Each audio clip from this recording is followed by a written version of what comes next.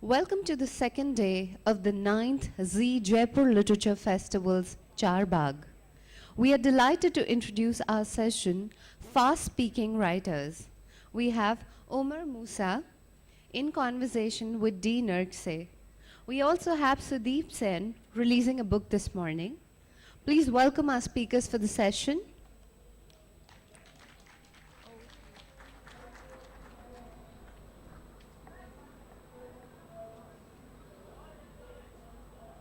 We're very excited to be here and very thrilled. This session is going to be really about writers finding their way and exploring the 21st century. I'm very honored to be reading with these two very fine voices. We're also going to be really launching a new book, Erotext, by Sudeep Sen, and celebrating Here Come the Dogs by Omar Musa. I'll be reading from my own books. So I'm going to give you a brief introduction to these writers, and then each of us will read for about 10 minutes. That'll leave some space for discussion and Q&A, because we really couldn't start with a discussion, especially with some of these books that are so new. They're just hitting the bookstore, and I want to remind people that these books are for sale in the bookstore. Sudeep Sen is a major new generation voice in world literature and one of the finest younger English language poets in the international literary scene, according to BBC Radio. He's the author of Postmarked India, New and Selected Poems by HarperCollins, Distracted Geographies, Rain, Aria, and he's the editor of the HarperCollins Book of English Poetry. Blue Nude, New Poems and Ekphrasis is a forthcoming title. Zhen was the first Asian invited to participate in the Nobel Laureate Week, where he delivered the Derek Walcott Lecture and read from Fractals, New and Selected Poems. Recently, the government of India awarded him the Senior Fellowship for Outstanding Person in the Field of Culture Literature. I think I'm going to introduce both of these poets so I won't break up the flow, and then we'll delve into a reading. Omar Musa is a Malaysian-Australian rapper and poet from Queen Bayan, Australia. He has opened for Gil Scott-Heron, Dead Prez, and Pharaoh Monch, and performed at the New Eurekan Poets Cafe in New York City. He attended University of California, Santa Cruz. He has released 3 hip-hop albums, 2 poetry books, and received a standing ovation at TEDx Sydney at the Sydney Opera House. He lives in Australia. I've been reading this book, and I want to tell you that it's a very visceral book, but it's also a book that's deeply crafted with very original structure. I was thinking of, the content is not similar, but I was thinking of Basho's narrow book To the Deep North, where he has very instinctive, deeply crafted haiku alternating with a meditative narrative that gives you a sense of both being in the moment and having chronological continuity. So without further ado, and I hate people who say without further ado, I'm going to ask Sudeep to read from his book Erotext, which is now available at the bookstore and is being launched here. So this is an exciting moment.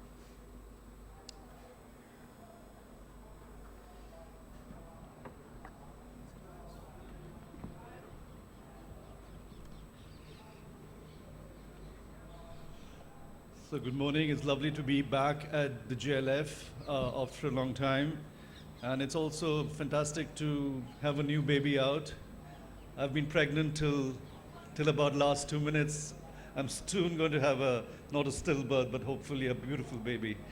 I'll start with a poem called Kargil. And many of you know the historical significance of Kargil. And the poem starts with Derek Walcott's epigraph from Teopolo's Hound. On the street of smoke and fences, gutters gorged with weed and reeking, scorching iron grooves of rusted galvanize, a dialect forged from burning asphalt, and a sky that moves with thunderhead cumuli, grumbling with rain. 10 years on, I came searching for war signs of the past, expecting remnants, magazine debris, unexploded shells, shrapnels that mark bomb wounds. I came looking for ghosts, people past, skeletons charred, abandoned brick, wood, cement that once housed them. I could only find whispers, whispers among the clamor of a small town outpost in full throttle, everyday chores catching outward signs of normalcy and life. In that bustle, I spot war lines of a decade ago, though the storylines are kept buried, wrapped in old newsprint. There's order amid uneasiness, the muezzins cry, the monks chant, baritones merging in their separateness. At the bus station, black coughs of exhaust smoke screen everything. The roads meet, and after the crossroad ritual diverge, skating along the undotted lines of control. A porous garland with cracked beads adorns Tiger Hill. Beyond the mountains are dark memories, and beyond them, no one knows. And beyond them, no one wants to know. Even the flight of birds that wing over their crests don't know which feathers to down. Chameleon-like, they fly, tracing perfect parabolas. I look up and calculate their exact arc and find instead a flawed theorem.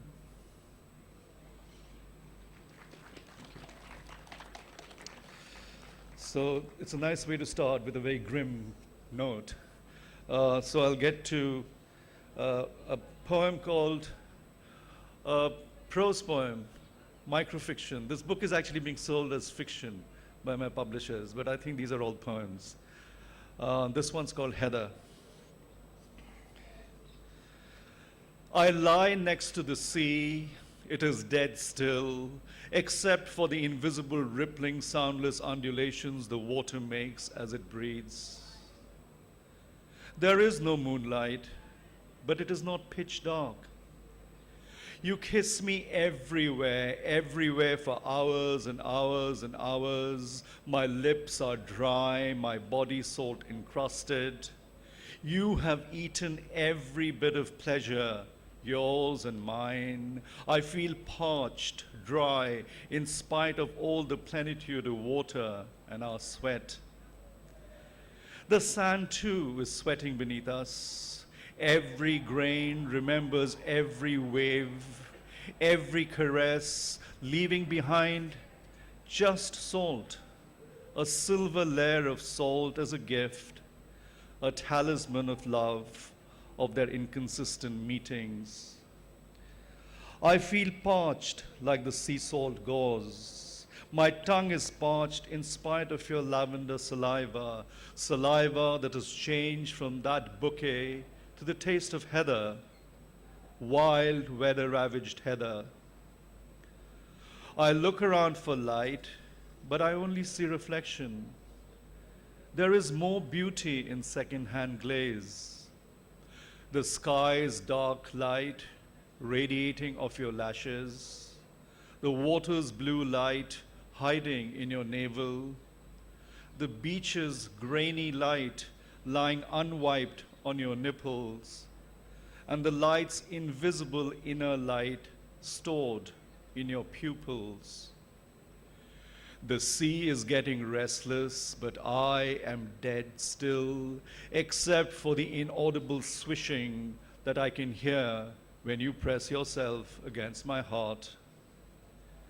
I need to taste the grainy light that you wrap your skin in, each and every grain that maps the slow, deliberate contours of your body. Thank you, you're very kind. This particular book, Era Text, is divided into 5 parts: desire, disease, delusion, dream, and downpour. So that's sort of broadly what it talks about. This one probably comes from the section disease or delusion. You know, there's not much difference when it comes to poets. So this one's titled Heavy Water. There is something deeply arthritic about water and pain. The way water seeps into unexpected fissures and bones, the way it conducts pain itself, operatically, electrically. This morning I woke up, as I usually do, in pain. It was a new sort of pain, a pain that I had not encountered before, so I didn't know how to immediately respond or manage it. All this while, I had sorted and filed each type of pain into neat, bearable files, each with their possibility of recourse to relief, albeit temporary. It had rained all night, and this morning it continued without any relief. The sound of persistent rain once provided calm, but all this water sound with its chaotic decibel was annoying my breathing, heartbeat, and sight.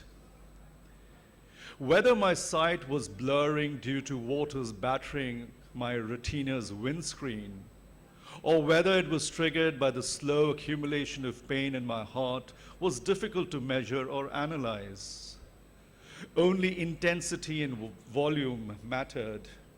Cubic liters, milliliters, almost any equation with letters and numbers raised to the power of 3, triadic superscripts, n raised to the power of 3, there lay some oblique clues, but perhaps only to the initiated or those who wished to be part of its intimacy.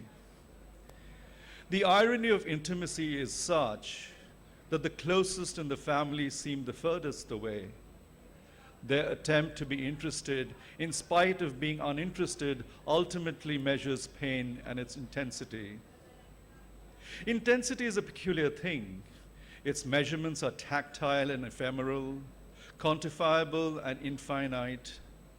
It is measurable, its heat and depth fathomable. It is the ephemeral that is painful. Water creates all the confusion, its saltiness, its acridity, its mineralized purity, all compete in ways that chemical equations find hard to support or balance.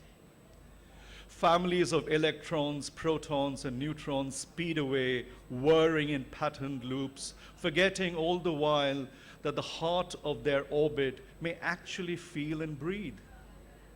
But in science, as in the ambitious, ruthless route of success, there's no room for unscientific thought. As if science and the arts, coolness and emotionality were mutually incompatible or different from each other. I'm in pain and I just want to cry, cry, and cry, so that each searing cry can etch some fragment of a note which has gone unnoticed, so that each measure of pain is no longer diluted for people who listen because they have to.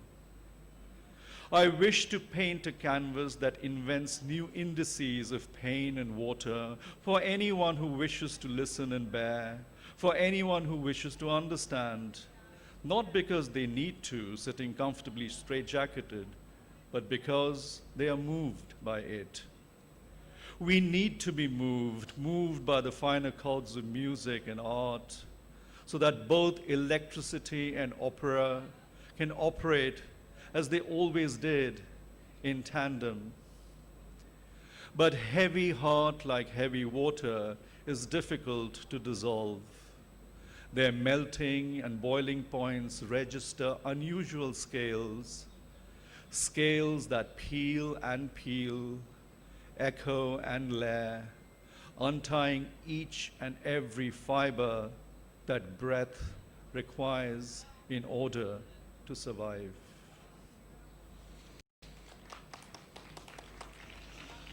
So I don't know how many people have been having dinner, but one of the desserts we had yesterday was gajar ka halwa. A brilliant, brilliant dessert. So this particular piece is actually the exact recipe as to how to make a cracking bowl of gajar ka halwa. And this comes from the section era text. But it's really about cooking. And what's the difference? Indian dessert, it could easily be called gajar ka halwa. Follow it, it works. Clumps of wet smoke simmer in the pan and slowly lift to caress the outline of your breasts as you cook, stirring spices and carrot, milk, and cream. Ingredients that conjure recipes of hunger and passion.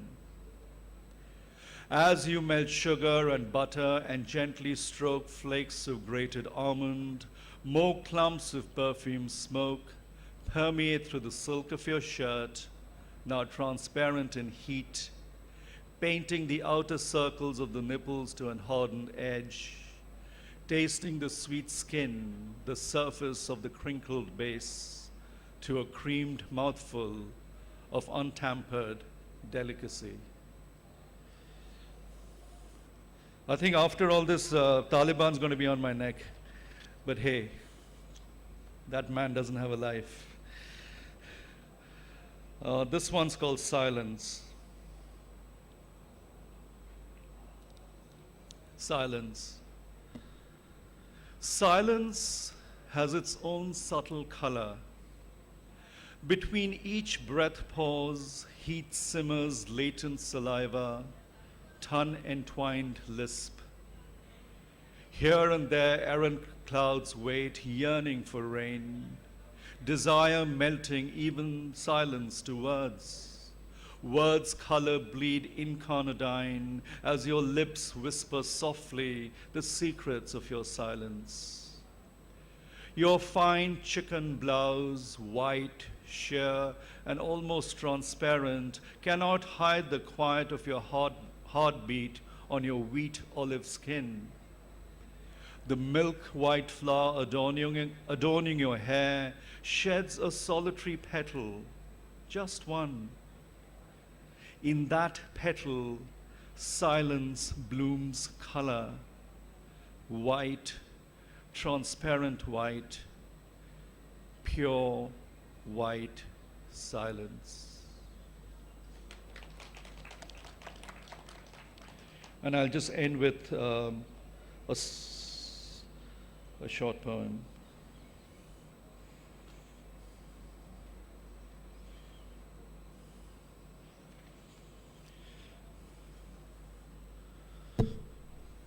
It's called Desire. It's actually written in an exact sonnet form. Under the soft, translucent linen, the ridges around your nipples harden at the thought of my tongue. You, lying inverted like the letter C, arch yourself deliberately, wanting the warm press of my lips. It's wet to coat the skin that is bristling, burning, breaking into sweats of desire, sweet juices of imagination. But in fact, I haven't even touched you. At least, not yet. Thank you very much. Hello. My name is Omar Musa, also known as OBM. I come from a small town in Australia called Queanbeyan, and it's my second time here in Jaipur. Actually, last time I was on the music stage, so it's good to be here sharing some of my poetry with you. This is a simple poem. It's called Dark Streets. You never see the reef coming till you're shipwrecked. You never understand what you write while the ink's wet. You can't tell until it's over, until you're sober, whether that girl on your sofa is a princess whatever the hell that means. Or a hangwoman leading you to the gallows, liver full of shadows, bullets in the blood, lungs full of arrows, tongue cocked back, gunpowder in every step. I sniff the air like a wolf, and there they are, the dark streets where we are wraiths in a wasteland, floating over bitumen and used up spray cans, breakdance taking in the fragrance of asphalt and rain, the rumor of petrol fumes and phantoms with snowflakes in their veins.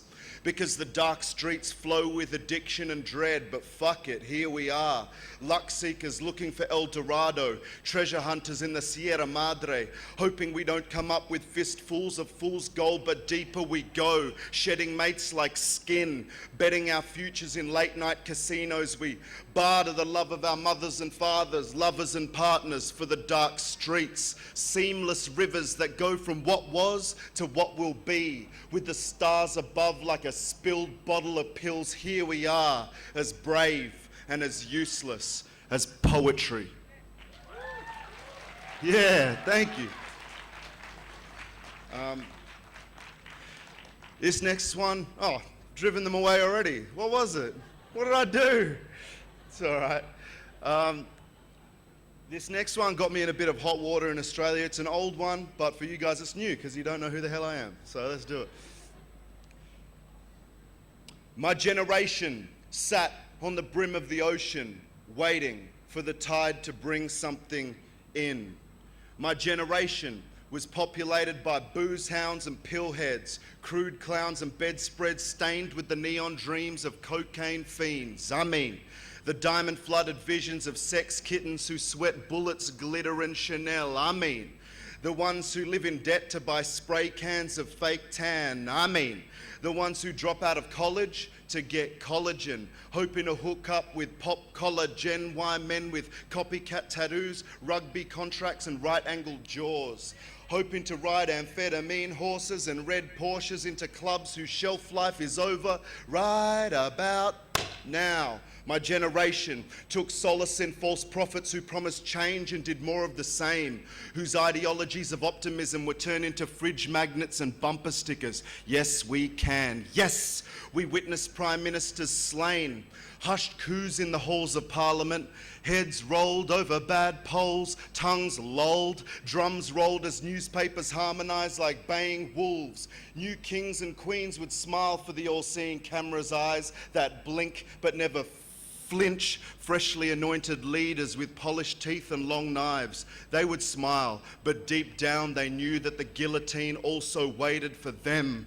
My generation bloomed with the blood of artists who sent messages in bottles that ended up lodged in bleached coral, and humanity was a deep fossil to be fossicked someday by a people other than us. While the traditional Aboriginal custodians of the land sweated in the concrete gizzards of government flats, left-wing activists sipped Merlot and talked of reform. My generation had hot-buttered sex to cookie-cutter music. We made auto-tuned love. Men learned how to have sex on a curriculum of pixelated pink porn star pussy, double D tits and digital dicks, myself included. We made love between oil spills and massacres, tangoed between the headlines of history, flitting between hush love making and murder, drafts of cool wine and hellish salt pans wimpling with dancing mirages that brought brief joy to our desiccated hearts. My generation never stopped being children. We grew wearier, but not wiser. We grew older, but not up. And our only possessions were our winged imaginations, sitting on the brim of the ocean, waiting for the tide to bring something in. Thank you. I'm going to use this one. This is a new one. It's totally frivolous. It's not really about anything. Just getting sick of navel gazing, you know. So this is actually, it's kind of about this type of curry noodle soup we have in Malaysia that's very popular in Australia. It's called a laksa. It's very delicious. And sometimes it's so spicy that you're like, woo, this thing is hot. Woo! Woo! This thing is hot. Woo! This thing is hot. Serve it on the tabletop. Woo! This thing is hot. Woo! This thing is hot. Woo! This thing is hot. Season it and stir the pot. I been waiting forever in line like a dude in a dough queue. Cooking that spiritual soul food, chicken and noodles and tofu. Give you the power to stand up and fight on your own. Two on your own, two. Fighting the powers that be who devour your mind when they try to control you. No. Well, I'm speeding past, so unseen with my ether bars. So out green when I'm free at last. Sow my seeds in the ears and hearts. No. To the dear departed, honor your name when I leave my mark. When the beacon spark and the streets are dark, let me know now where my people are. What? Watch out, this might burn your tongue. Watch out, this might bring your temperature up when your mind is uncensored. I'm heating the soup on the stove and I stir in the sun. Watch out, I might be the one. Watch out, you might get addicted. You're telling your people you're losing the plot of the track and the who and the what you become. I summon the past, making you bounce till you're coming apart. Mixing my pot with the sun and the stars. Heaven and hell in my culinary art. What? The summer is ours, fuck all the cynics and wankers. Nevertheless, we are serving you up with a banquet. And I got you saying, boo! This thing is hot, boo! This thing is hot, boo! This thing is hot, serve it on a tabletop. Thank you. It's called Fast Speaking Poets, you know, so I had to speak fast for a moment there. I'm just gonna do one more, all right? Is that cool? This is off an upcoming album of mine. This is a very difficult thing to write for me. So I'm going to test it out on you guys. I used to pray 5 times a day when I was younger. I'd hear my dad calling me to prayer in the morning.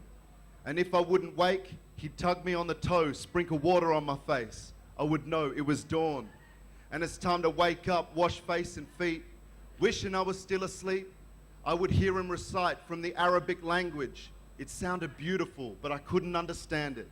Because we only spoke Malay and English in our home. A vivid disconnect, but I know I'm not alone. Even so, it was a moment of peace, but the problem was I never believed. He would say, there is no compulsion in our faith, but if I challenged anything, he'd go into a rage, so I just went silent, and I seethed all the while, just wanted reprieve. Man, this is too hard to say. It's getting too hard to say, it's too hard to say. I swear it's too hard to say. It's getting too hard to say. You see, some gonna hate, some gonna relate. I'm only trying to find my place. Find my place. Some gonna relate. Maybe one day we'll find our place. So I left home quietly, broke free, stepping out in society. So relieved I was sipping on a cup, more than happy enough to escape from the sermons and the piety. I was raised in a persecuted sect that preached pacifism and community respect. It just wasn't for me. But my heritage was something that I wouldn't reject, and my country had plans for me.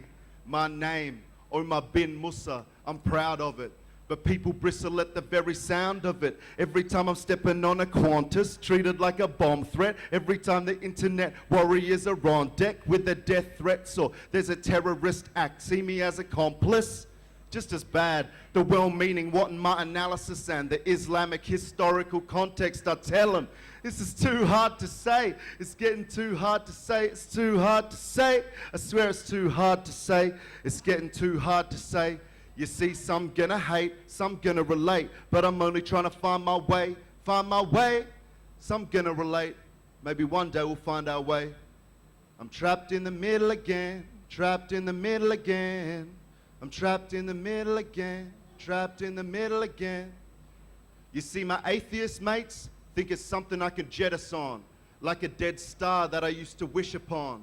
They don't get it. You can't just wave a wand and just like magic, that part of you is gone. It's not as simple as that. Religion is culture, and culture and raps, all the parts of yourself that you didn't even know were there. The way I do poems with flair, I learn it from the preachers, the way they do speeches, the incandescence that I seek in my art, caring about the poor, equality and charity. I learned from reading the Quran and paying zakat. They say you could have learned that outside religion, but the fact is that I didn't. I'm trapped again, too Muslim for them, and not enough for them. Where the hell will it end? Thank you.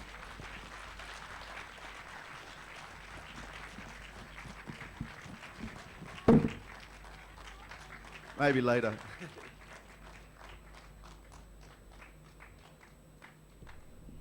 These poets are visionaries, and it's great to be reading with them.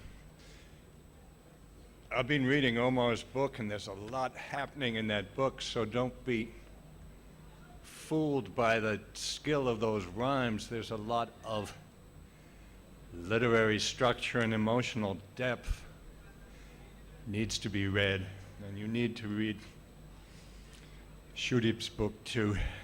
Just out and very beautiful. I'm going to start with a poem that I'm an American poet, and American poets have been influenced, inspired by US foreign policy. That's probably going to continue.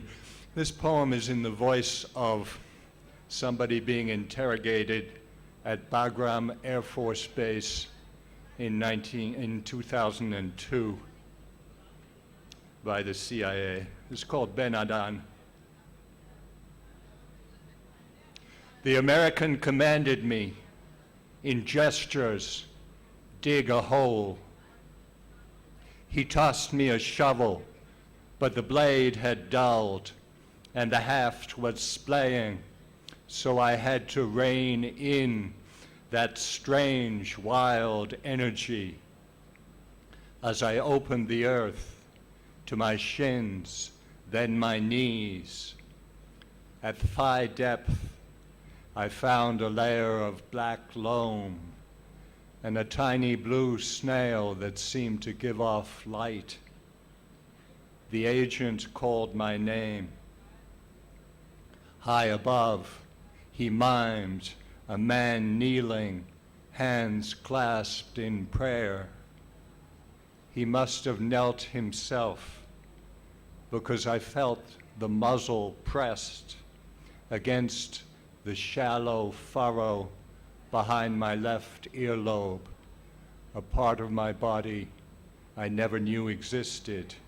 He pulled the trigger, but I know it is just a technique to soften my resistance. Perhaps in a moment he will lift me up and hold me trembling, more scared than I and more relieved.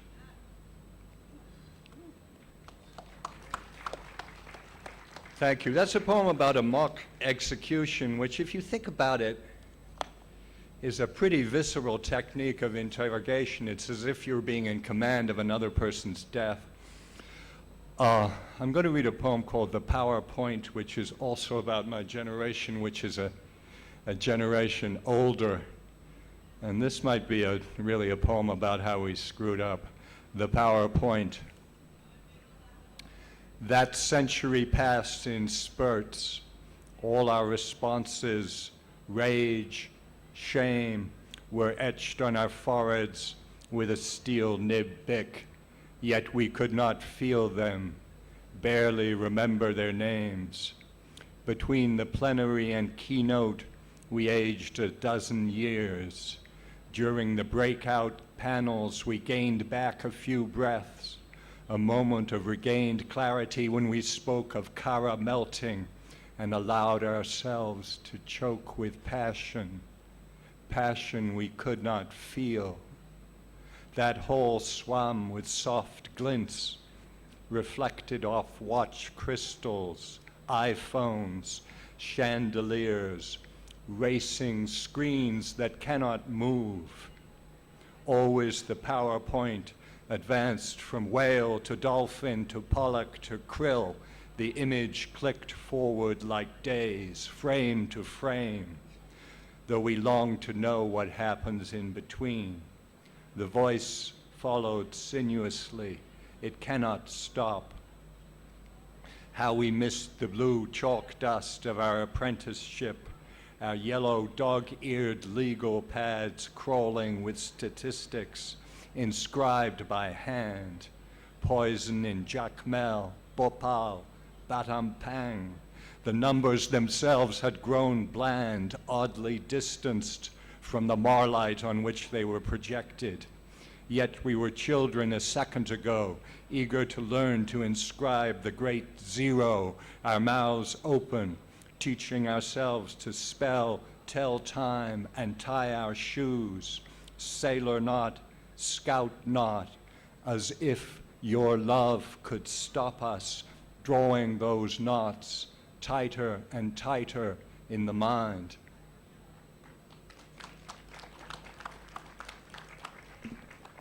I'm going to conclude with 2 short poems,